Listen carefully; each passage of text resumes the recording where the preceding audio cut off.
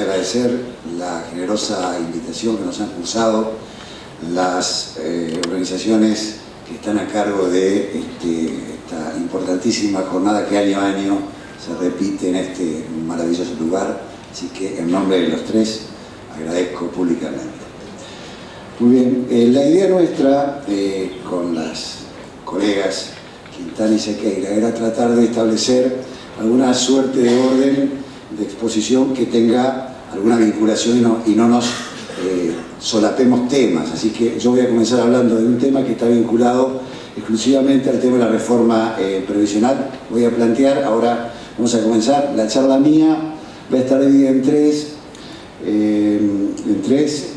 En primer lugar voy a hablar de lo que es la movilidad jubilatoria desde el punto de vista de un marco teórico. Voy a hacer un análisis de la ley, limitado a algunos temas que luego van a ser complementados por las colegas. Y luego, para lo último, yo tenía previsto hablar algo sobre Estado y políticas públicas, pero si en la media hora probablemente no me alcance, la coordinadora me va a hacer saber de que llegué a mi límite. Bueno, en primer lugar, el primer tema que quiero comenzar es a charlar de la movilidad jubilatoria. El marco teórico de la movilidad jubilatoria me parece muy importante tenerlo en cuenta como para poder comprender cuáles son los alcances de las leyes que han sesgado a esta característica que tienen las prestaciones previsionales en la República Argentina. Todo Estado nacional, el nuestro no es la excepción, cuando define en materia de políticas públicas a qué sectores o qué políticas públicas sociales va a atender, define claramente a lo largo de la historia del régimen previsional argentino la cobertura de las contingencias vejez, invalidez y muerte. Para ello, los dos instrumentos generalmente más reconocidos en el mundo previsional, cofinanciado por trabajadores y empleadores, son los sistemas jubilatorios y de pensiones. Estos sistemas han reconocido a lo largo de la historia, y de esto voy a hablar ahora, el concepto de la movilidad. ¿Y qué es la movilidad jubilatoria? La movilidad jubilatoria es una característica que tienen los saberes previsionales de mantener una actualización a lo largo del tiempo en su transcurso, tratando de evitar fundamentalmente la pérdida del poder adquisitivo de este haber jubilatorio. La movilidad ha sido definida en varias oportunidades y depende qué autor la tome, pero es importante para nosotros rescatar, en esto vamos a ser localistas, un fallo de la Corte Suprema de Justicia de Santa Fe en el caso Rodríguez-Sager, que es el primer cuando se define, la Corte de Santa Fe define qué es la movilidad y le da características de propiedad, y dice que es la propiedad que tienen los saberes jubilatorios de mantener su poder adquisitivo en el tiempo. La palabra propiedad a lo largo del tiempo para mí ha quedado menor. Yo diría que la movilidad es un instituto del sistema previsional argentino, con la característica que tiene un instituto o programa, que es mucho más que una característica de una propiedad. En términos jurídicos, el programa tiene una organicidad que supera a lo que es un principio. El principio es solamente una parte de un programa. La movilidad para nosotros es, de alguna manera, un instituto, un programa del sistema previsional.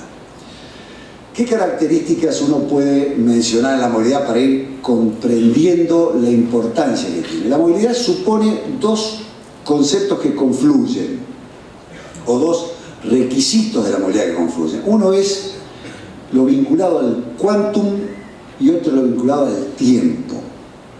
Diríamos en latín el quantus y el tempus. ¿Qué quiere decir el tiempo?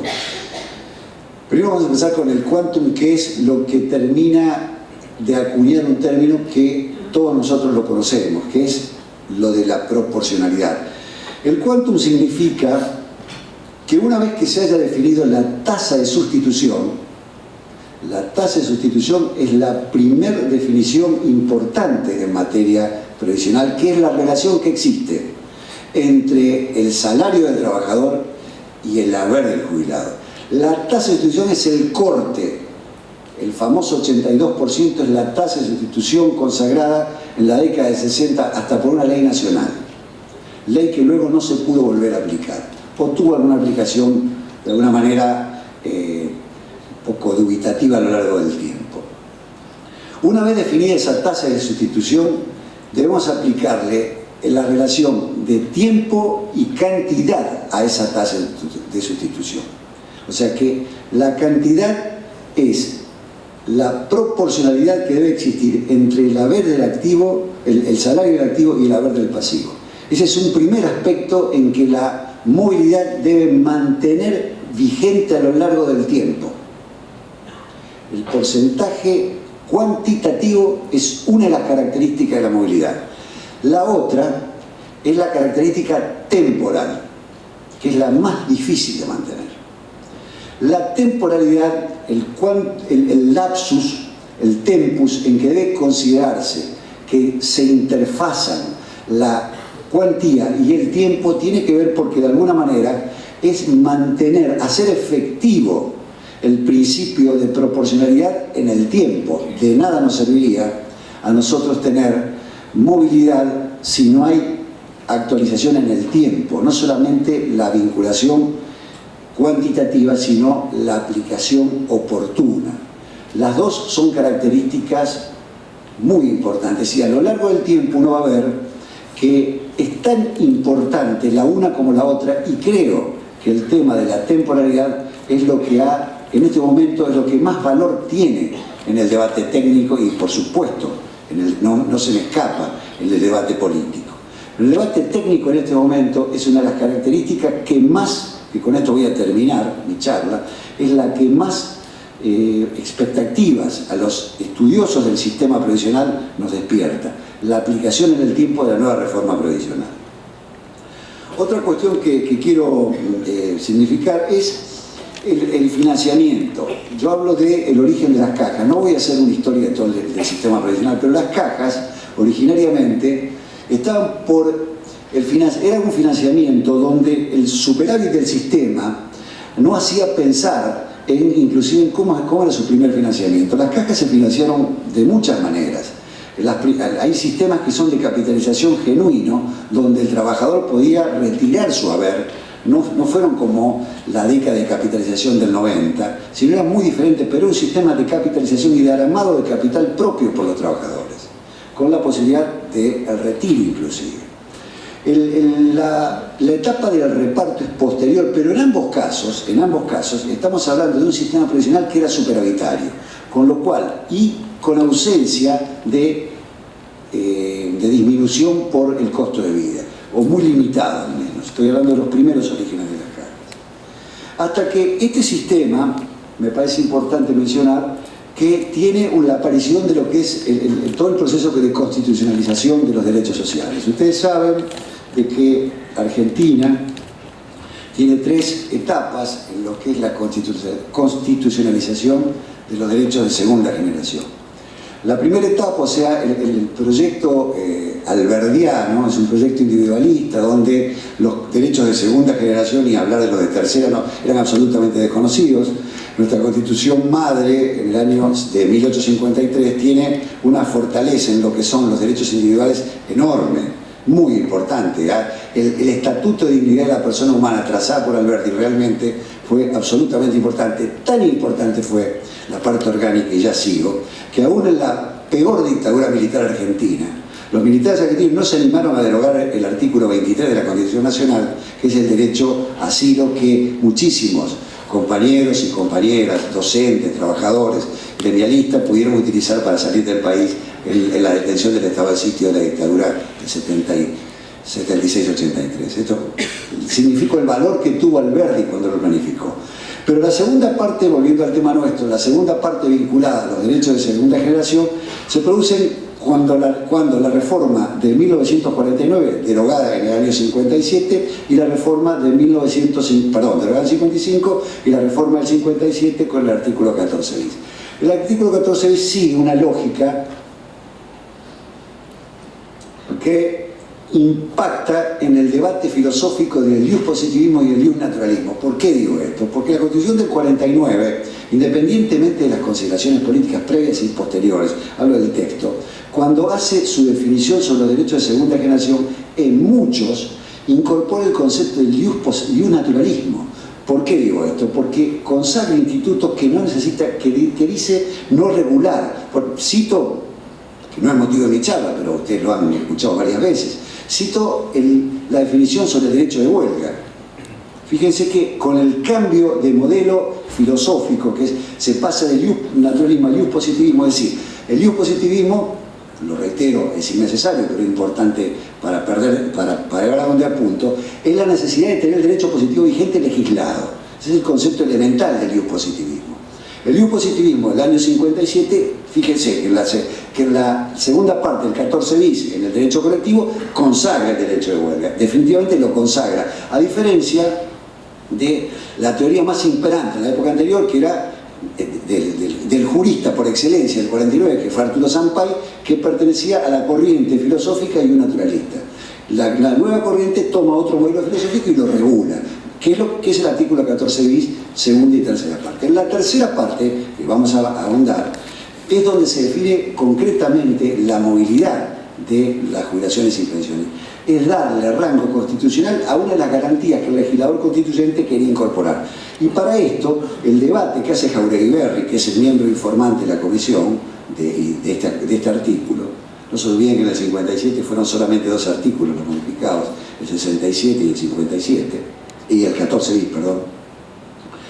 Jáuregui Berry comienza planteando que Argentina tiene para atender el universo de contingencias 2 instrumentos, el seguro social y el sistema de jubilaciones y pensiones, y hace la diferencia claramente entre las características de la una y de la otra, y se inclina por darle calidad programática en la norma, no operativa sino programática, las jubilaciones, la movilidad al sistema previsional, de lo que estamos hablando, ¿sí? El marco constitucional está resuelto. Pero ¿por qué es importante no perder de vista este tema? Porque con esta consagración lo que se consagra es un término que nosotros se usa mucho en el reclamo, que es el estatus de jubilado. El artículo 14 define el estatus de jubilado y la incorporación en el patrimonio de cada trabajador en condiciones de jubilarse de su estado y su incorporación patrimonial del derecho jubilatorio. Pero deja de lado absolutamente el tema de la movilidad. El tema de la movilidad es una potestad del legislador común, no del legislador constituyente. El legislador constituyente le dijo al legislador común: usted tiene que mantener la movilidad. Esto, de alguna manera, me anticipo un tema, es el fundamento básico de Badaro, cuando la Corte obliga al Ejecutivo a regular una nueva ley, que es la ley previa a esta, a la que vamos a charlar en minutos. Entonces, me parece importante tener en cuenta que el sistema de movilidad consagrado en la Constitución tiene el respaldo constitucional, pero la obligación de la movilidad es posible de ser modificada en el tiempo, cosa que ha ocurrido. En síntesis, un rol de las políticas públicas en la definición de las contingencias de jubilación y pensión, de la contingencia de vejez, invalidez y muerte, es parte de la inclusión del tema de la movilidad. La segunda parte de esta exposición mía, quiero apuntar a cómo ha cambiado la movilidad, cómo el legislador común ha cambiado. Y claramente, si ustedes analizan, el sistema de movilidad nacional difiere muchísimo, y siempre difirió mucho, de los sistemas de movilidad provinciales. Esto lo digo porque uno va a llegar a la conclusión de que definir la tasa de sustitución ya es una diferencia entre el sistema nacional, los provinciales y los municipales, por supuesto. Y mantener los principios de movilidad también son diferentes. Fíjense, la primera parte, la primera etapa de los tipos de movilidad está trazado en la norma 18.037. Fíjense que esta norma tiene que ver con la culminación de un proceso normativo comenzado en la década del 57, 58 en adelante, cuando el sistema previsional argentino tenía un montón de cajas, aproximadamente eran 13 cajas, y que luego son sintetizadas en 3 cajas que luego terminan siendo una caja, que en este momento es lo que todos conocemos como el órgano de gestión por excelencia, que es el ANSES. Esas 13 cajas se confunden en tres, y todas las leyes que regulaban estas 13 se confunden en dos. Una es la ley 1837 y la otra es la 38, consagrada solamente al universo de autónomos. La ley de todos los trabajadores en relación de dependencia, públicos y privados, era la ley 18.037, que regulaba el principio de movilidad en el artículo 51, que establece que hay un coeficiente fijado por el Poder Ejecutivo en función de las variaciones del nivel general de las remuneraciones. Es atar el sistema previsional al concepto de haberes. De alguna manera esta cuestión representa un modelo clásico de movilidad. Si uno analiza que el principio de tasa de sustitución debe mantenerse a lo largo del tiempo, ¿qué referencia más razonable, objetiva, está vinculada a mantener una relación entre salario y haber remuneratorio? Este modelo es de alguna manera el modelo que siguen muchos sistemas previsionales provinciales. Definir una tasa de sustitución y luego atarla. De hecho, la provincia de Santa Fe tiene absolutamente claro en su sistema de movilidad que el coeficiente de actualización del sector activo se aplica al pasivo, que es el modelo de la ley 18.017.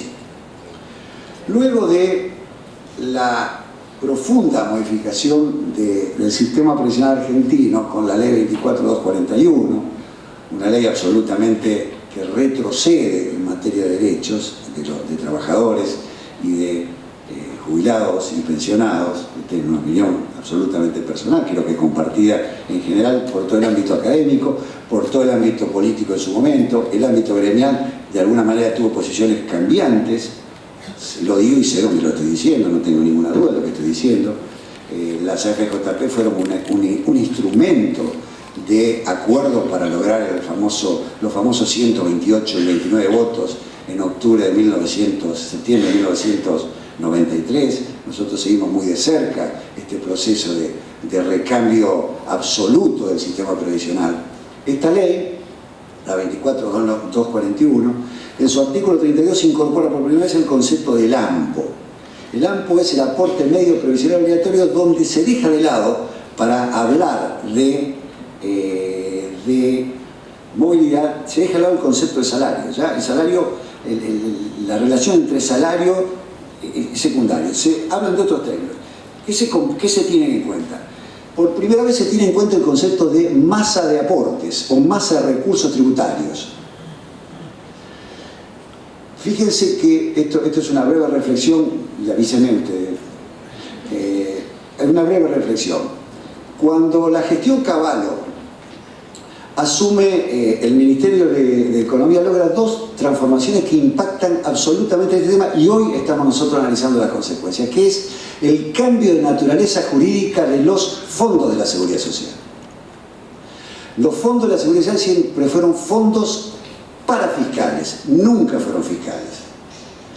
De hecho, si ustedes analizan, la DGI no fue más DGI, era la Dirección General Impositiva, ahora se llama Administración Federal de Ingresos Públicos, donde están incluidos todo el sistema previsional en la fiscalización y en la recaudación y en el destino.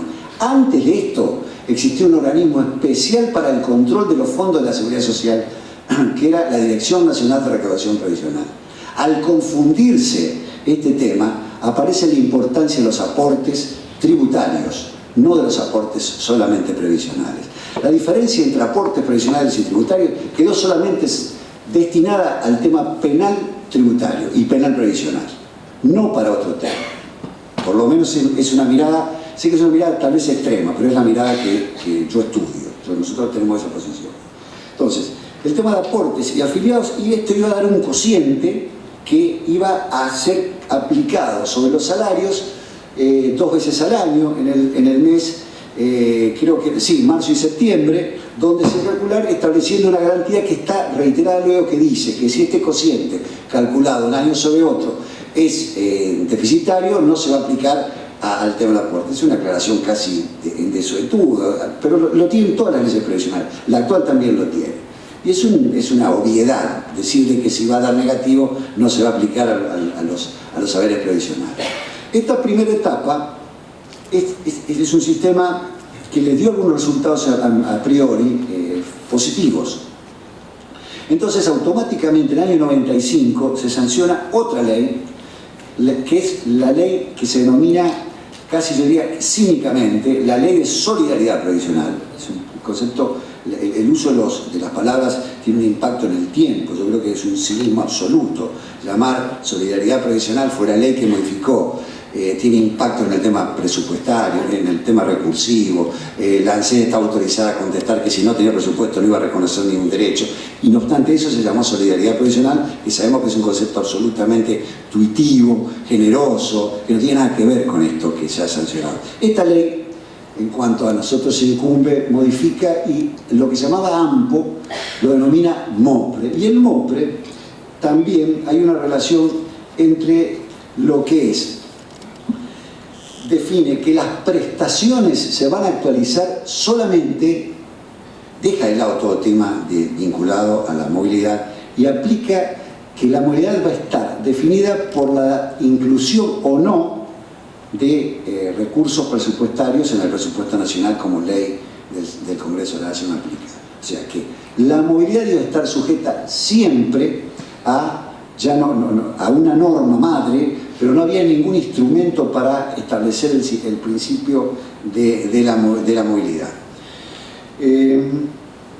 Esto culmina con lo que nosotros conocemos como el caso Badaro. El caso Badaro es un caso, ya lo han visto un montón de veces, lo han charlado, no voy a hablar nuevamente de Badaro, pero es el desencadenante del futuro modelo de movilidad, que es el modelo por tramos. Ahora comienza el modelo por tramos. Tenemos 3 etapas, esta es la tercera etapa. El modelo por tramos es el modelo que consagra la ley 26417, que es de noviembre del 2009, que establece, fíjense que se vuelve a reiterar el concepto, establece que un 50% de la movilidad que se va a aplicar a todo el saber jubilatorio integrado, definido por PBU, PCI, PAP, una vez logrado el saber integrado, se va a actualizar por tramos. Un 50% de ese saber se va a actualizar por la variación de los recursos tributarios. Repite, toma el modelo anterior y lo repite y dice que se va a cambiar por el monto, el 50% va a estar definido por el monto de los recursos que haya. Y el otro 50% sí vuelve a tomar una costumbre sana, que es tomar el concepto de variación de salarios por el INDEC o por el RIC. Acá también se consagra una actualización también semestral que comenzó a ser aplicada hasta la sanción de la ley actual. El análisis de la ley, para ir redondeando algunas cuestiones más concretas, la ley tiene 3 capítulos. El capítulo más importante para entender, luego las colegas van a seguir con otra parte de la misma ley, porque si no nos vamos a hablar de lo mismo.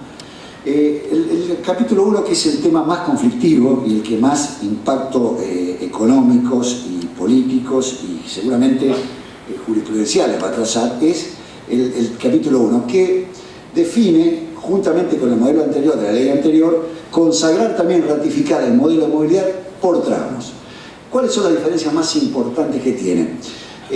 No hace falta que me expida sobre el momento de aplicación y el destino, porque eso ya ha quedado. Hay cosas juzgadas sobre ese tema. Yo voy a hablar sobre lo que dice la norma. Toda la cuestión vinculada a la aplicación, por qué no se aplicó antes de completar, qué pasó con esos 100.000 millones y demás, todos absolutamente saben lo que ha ocurrido y me parece que mi opinión es la que comparten con todos ustedes.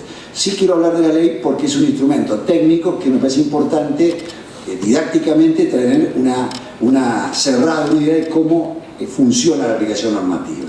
Luego queda para el análisis político, jurídico, jurisprudencial, la aplicación en el tiempo, que es lo que vamos a ver a lo largo del tiempo, precisamente. Fíjense que se vuelve a cambiar, hay un 70%, ya antes de un 50-50 se cambia un 70% del nivel de precio de consumidor.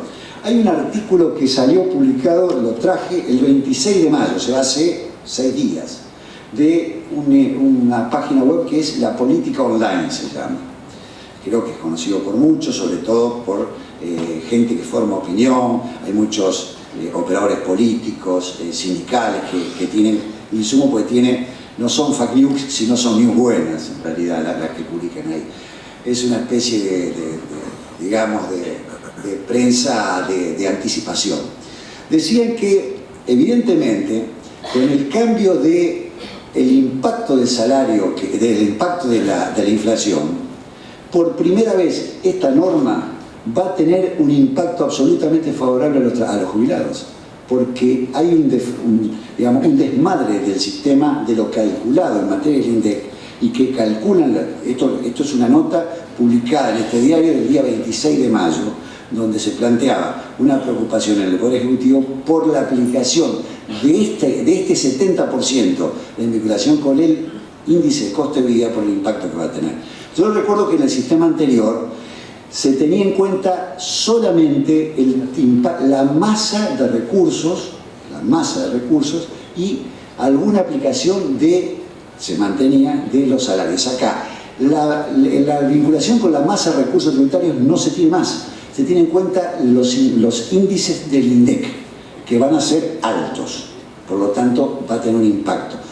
Después, si la capacidad de adquisición que tiene el valor, ese es otro debate. Ese es otro debate para todos, no para los jubilados solamente. Y la segunda parte del tramo, que me interesa recalcar, es que se vuelve a tener en cuenta, en un 30%, es lo que dice la actualización, la remuneración imponible en materia de promedio de trabajadores, el RIPTE.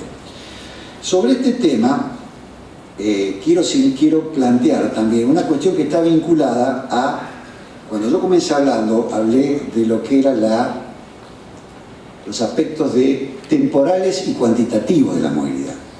Si uno hace un análisis de movilidad y la importancia que tenía la movilidad, cuanto más próxima ocurra en tiempo de la cuantificación, o sea, la adecuación de lo que es pasivo, de lo que es pasividad con lo que es el haber del activo, el salario del activo, cuanto más cercanos estén en el tiempo, es lo que concreta en definitiva esta bisectriz entre quantum y tiempo, y cuanto más veces ocurra, fíjense, esto es favorable. Fíjense que los sistemas provinciales hablan de que cuando se produce el aumento al activo, en un plazo, normalmente se fija un plazo corto. Fíjense que en la 18037, la primera que hablé, la ley establecía un ajuste anual, que por supuesto el reclamo sindical y el reclamo de los trabajadores y los jubilados hacía que cuando se produzca un aumento, en un plazo mucho más cercano que el año, se tradujese en el impacto del aumento al sistema provisional. ¿Por qué menciono este tema? Porque la nueva ley tiene 4 reajustes que son reajustes de capitalización en el año. Es muy importante tener este detalle en cuenta. ¿Para qué? Para hacer un análisis, digamos, en la evolución de este nuevo sistema de movilidad en el tiempo. Uno no puede hacer un análisis del régimen de movilidad en menos de un periodo quinquenal. Es muy difícil plantear que uno tiene una moda en un modelo de actualización en un tiempo menor a por lo menos 60 meses. Esto lo dice cualquier estadístico. No hay plazos menores para calcular, ni en este sistema ni en el anterior. Estoy diciendo lo que es el estado del arte de lo que es una actualización, una estadística de actualización. Demanda un tiempo. Hasta ahora los fallos que ha habido, me quedan 5. Los fallos que ha habido no se han expedido sobre aspectos de fondo de la ley.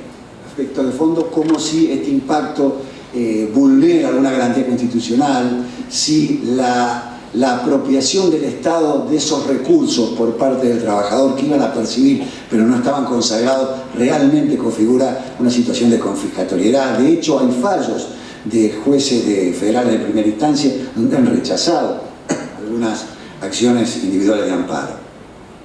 Yo creo que con el paso del tiempo esta es una cuestión que automáticamente, yo hablo el modelo de movilidad, de esto estoy hablando de otra cosa. Creo que va a tener un impacto positivo. ¿Por qué lo digo? A ver, analicemos cualquier otra deuda que en la vida cotidiana nosotros tengamos. Las actualizaciones semestrales tienen un impacto y las actualizaciones trimestrales tienen otro impacto.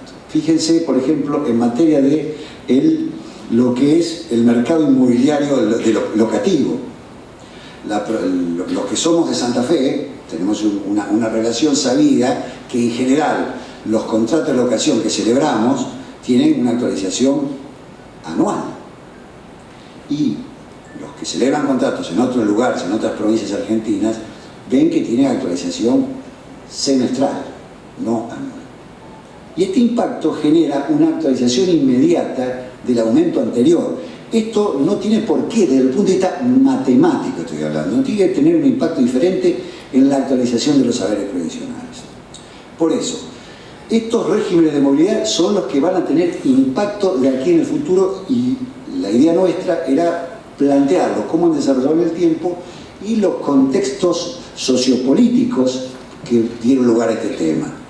Y con esto, juntamente con esta ley, tiene dos capítulos más que están vinculados a los saberes mínimos garantizados y la modificación de la edad jubilatoria para ser el trabajador puede ser intimado a acogerse a la jubilación. Sobre estos temas van a hablar las colegas, así que yo no me voy a expedir. Simplemente para terminar, habíamos planteado nosotros una cuestión vinculada a las políticas públicas. Una brevísima definición de lo que es una política pública. La política pública, hay autores que la definen de muchísimas maneras. Los autores más importantes en el derecho argentino los tenemos en Guillermo O'Donnell, Oslak, de la nueva generación. Hay un profesor de la Universidad de Sarmiento, el profesor Rúa, que es muy valioso. Toda actividad que el Estado lleva a cabo para tratar de atender una problemática que tiene un impacto social es una política de Estado. Después tenemos que profundizar si esa política de Estado tiene o no una base social.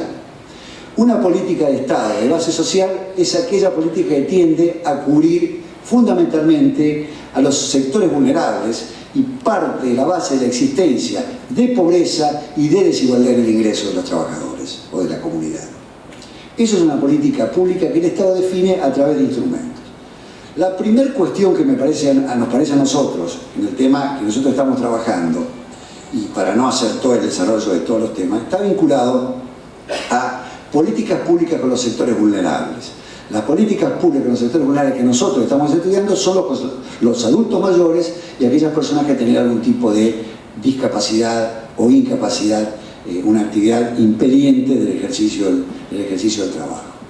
A nosotros nos parece que la primera cuestión importante es incluir en la agenda el tema de la problemática del adulto mayor. Nosotros estamos hablando de adultos mayores, donde en el universo de las políticas del Estado, dentro de lo que nosotros consideramos una política de tipo contributiva, no estamos hablando de políticas no contributivas, que es otra lógica de la seguridad social, no es la lógica de la previsión, pero sí de la seguridad social a través del modelo asistencial, que es absolutamente compatible entre los dos.